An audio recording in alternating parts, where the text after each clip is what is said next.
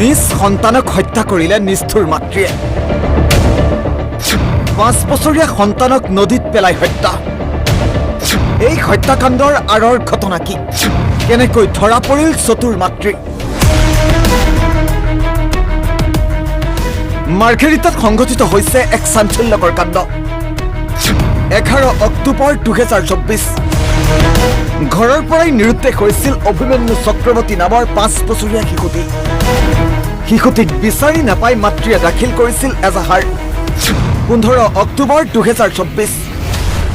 বুহিদিহিং নৈত উদ্ধাৰ হয় নিৰুদ্দিষ্ট শিশুটিৰ মৃতদেহ তাৰ পাছতেই অঞ্চলজুৰি সৃষ্টি হয় চাঞ্চল্যৰ কিন্তু হঠাৎ কাহিনীয়ে অন্য মূৰ লয় পুত্ৰৰ মৃত্যুৰ পিছত মাতৃৰ চাল চলন দেখি সন্দেহ উপজায় একাংশৰ ব্লেক কালাৰৰ কাপোৰ পিন্ধাই টমটমক মাতিলে মাতি হেনো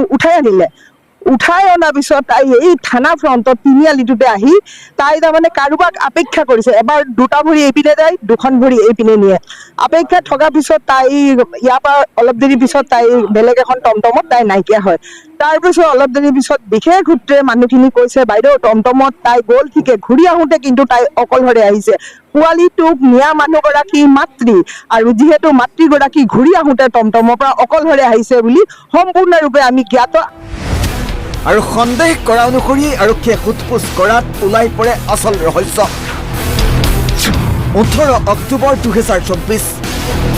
শিশুটিৰ মাতৃক গ্ৰেপ্তাৰ কৰে আৰক্ষীয়ে ঘটনাস্থলীলৈ লৈ যায় মাতৃক এতিয়া প্ৰশ্ন উত্থাপিত হৈছে নিজ সন্তানক কিয় হত্যা কৰিলে মাতৃয়ে স্থানীয় লোকৰ অভিযোগ মতে মাতৃৰ অন্য লোকৰ সৈতে আছে সম্পৰ্ক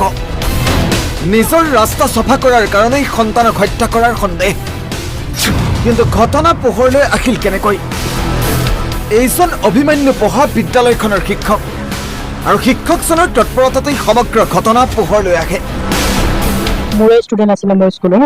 প্ৰায় হেৰি আপোনাৰ কেজি ষ্টুডেণ্ট আছিলে ছাত্ৰজন ইমান নিয়মানুৱৰ্তিত আছিলে বাট কি হ'ল মাকে তেওঁক লোৱা অনা নিয়া কৰে ময়ো কেতিয়াবা বাচ্চাটোক নিওঁ কিন্তু আমি যেতিয়া খবৰটো পাই নিচেই মৰ্মান্বিত হৈছিলোঁ তাৰপাছত আমি যেতিয়া ইয়ালৈ আহিছিলোঁ আমাৰ ইয়ালৈ আহোঁতে আমি মাকৰ অংগী ভংগীবোৰ দেখিছিলোঁ তেওঁ বিভিন্ন ধৰণৰ নাটকৰ মাজতে জড়িত হৈ আছিলে আমাক একো প্ৰশ্ন উত্তৰ নিদিয়ে তেওঁ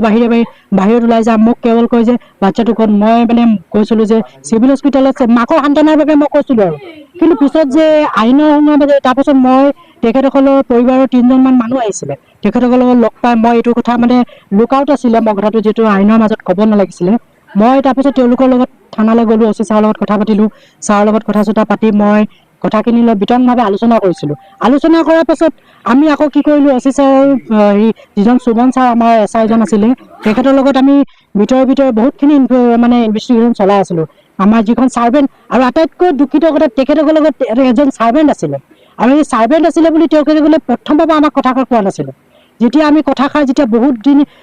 প্ৰায় বাচ্চাটো হেৰুওৱা 3-4 দিন হোৱাৰ পাছত তেখেতসকলে কৈছে যে তেখেতসকলৰ ছাৰ্ভেণ্ট আছিলে তাৰপাছত মই এছ আই ছাৰক খবৰ দিলোঁ এছ আই ছাৰে ছাৰ্ভেণ্টটোৰ ঘৰত আমি গৈছোঁ কিন্তু ছাৰ্ভেণ্টজনৰ পৰা আমি একো কথা উলিয়াব নোৱাৰিলোঁ তাৰপাছত কি হ'ল আমাৰ স্কুলৰে প্ৰায় 4th গ্ৰেডৰ এজন আছিলে তেখেতে মোক ক'লে যে কোনোবা বোলে এইখন বোলে কাষৰ ঘৰৰ ওচৰ পাজৰৰ মানুহ এজনে বোলে তেখেতৰ গাত বোকা লাগি থকা অহা দেখি পাইছিলে তাৰপাছত মই লগে লগে এই কথাষাৰ শুনি মই কালি যিহেতু আমাৰ হাফ হলিডে এটা আছিলে মই লগে লগে এছ আই ছাৰক ফোন কৰিলোঁ যে ছাৰ এনেকৈ মানুহজনে বোকা লাগি থকা আহি কোনোবাই পালে বুলি তাৰপাছত ছাৰে ক'লে এইটোতো ডাঙৰ ৰহস্য আছে তেনেহ'লে তেতিয়াহে আমি ইমান দিনলৈ মানে তেখেতৰ ইমানখিনি মানে মাকে যে এই কামটো কৰিব পাৰিব বুলি আমি ভবাই নাছিলোঁ গতিকে আপোনালোকে আমি যথেষ্ট আজি মানে নিজকে আমি আনন্দিত হৈছোঁ যে আজি আমি এই বাচ্চাটোৰ ন্যায় পক্ষত আমি যুঁজ দিব পাৰিছোঁ আমি গাঁৱৰ ৰাইজে আৰু ইয়াৰ উচিত তদন্ত হ'ব লাগে আৰু ইয়াৰ ফাঁচি হ'ব লাগে নিজ সন্তানক হত্যা কৰা কাণ্ডই এতিয়া মাতৃ সমাজক মৰ্মাহত কৰিছে ৰাইজে বিচাৰিছে মাতৃৰ উচিত শাস্তি কিন্তু মাতৃয়ে কিয় আৰু কেনেকৈ হত্যা কৰিলে সন্তানক এই ঘটনাৰ সৈতে আৰু কোন লোক জড়িত আছে আৰক্ষীৰ তদন্তৰ অন্ততঃ সমগ্ৰ ঘটনা পোহৰলৈ আহিব क्राइम में एक अंडर इन्वेस्टिगेशन है और इसमें एक पॉसिबल जो हमको थोड़ा डाउट है उसको हमने अभी अप्रेंड किया है और बाकी सारा अंडर इन्वेस्टिगेशन है और इसके बारे में जो भी आगे अपडेट होगा हम ड्यू कोर्स में बताएंगे अभी डिटेल हम डाइवर्स नहीं कर सकते बारे में जो भी नहीं वो सब चीज़ अंडर इन्वेस्टिगेशन है बट पुलिस ने अपना सारा काम किया है डिलीजेंटली, और जो भी हमको लीड्स मिले हैं उसके हिसाब से हमने अप्रेंड किया और आगे हम इस पे कार्रवाई करेंगे। सर कोई लेडीज को पकड़े? हाँ, जो एक जिसको भी हमने वही अप्रेंड किया एक लेडी को, और वही इस अंडर इन्वेस्टिगेशन। जब भी अपडेट होगा तो will let you know. Video' journalist Abdul আলিমৰ সহযোগত মাৰ্ঘেৰিটাৰ পৰা বিকাশ বৰুৱাৰ ৰিপৰ্ট, অসম লাইভ 24।